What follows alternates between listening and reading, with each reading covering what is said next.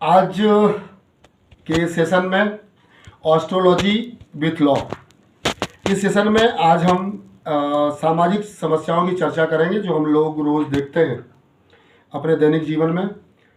ये कोई लॉ को क्लासेस नहीं है, बस हम अवेयर करने के लिए आप लोगों के लिए ये विषय लेके आए हैं।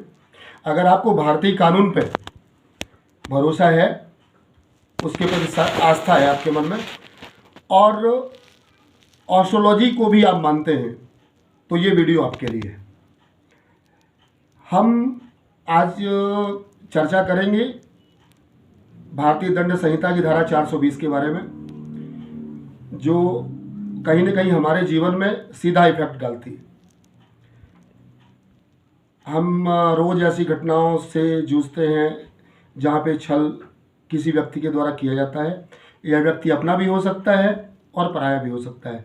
समस्या यहाँ तक तो ठीक है, ज़्यादा बड़ी बात ये हो जाती है कि जब हमारा कोई अपना जिस पे हम विश्वास करते हैं वो हमें अपने छल के किसी कृत्य का सहयोगी बना लेता है।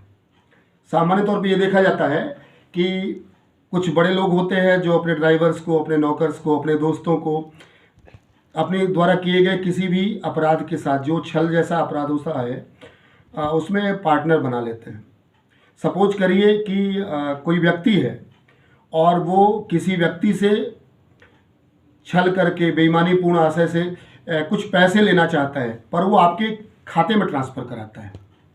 ऐसी कंडीशन पे आपके पास क्या उपाय है, उसके बारे में हम चर्चा करेंगे। सबसे पहले तो ऐसे किसी व्यक्ति को जिसको आप जानते हैं कि वो जालसाज टाइप का व्यक्ति है, उससे मित्रता रखिए ही मत।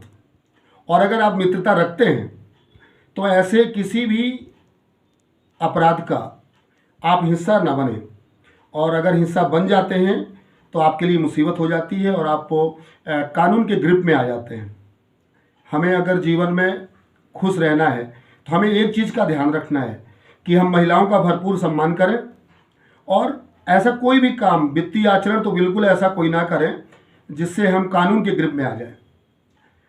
आज का जो मामला जिस पे हम चर्चा करना चाह रहे हैं, ये माननीय सर्वोच्च न्यायालय के फुल बेंच का जजमेंट है, A.M. Mohan versus state.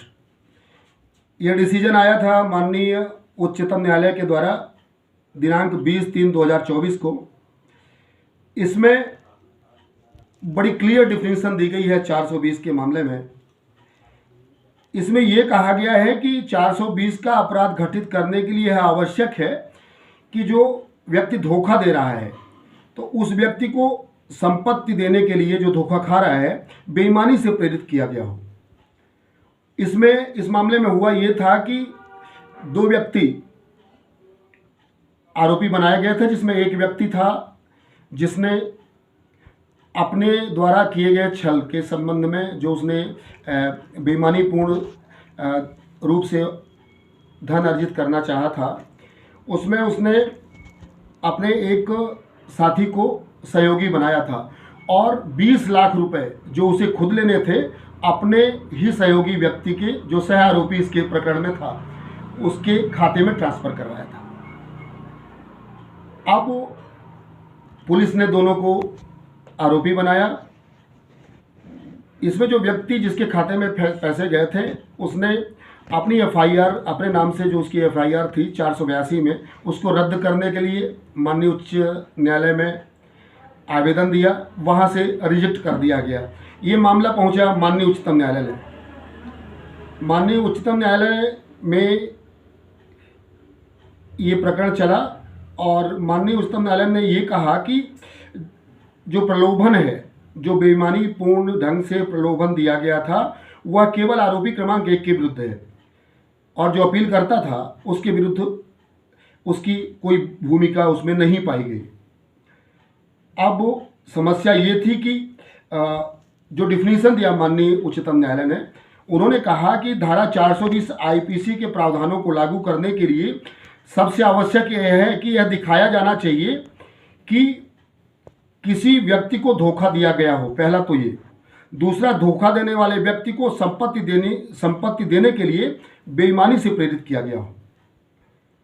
और जब प्रलोभन दिया जा रहा था उस समय आरोपी का इरादा जो है वो बेईमानी का हो। ऐसी स्थिति में जिस व्यक्ति के खाते में पैसे आए थे, संपत्ति का अंतरण जिस व्यक्ति के खाते में हुआ था, उस व्यक्ति की कोई भूमिका प्रत्यक्ष थी नहीं। वह भूमिका जो थी आरोपी क्रमांक 1 की थी, जिसके संबंध में अपील नहीं थी।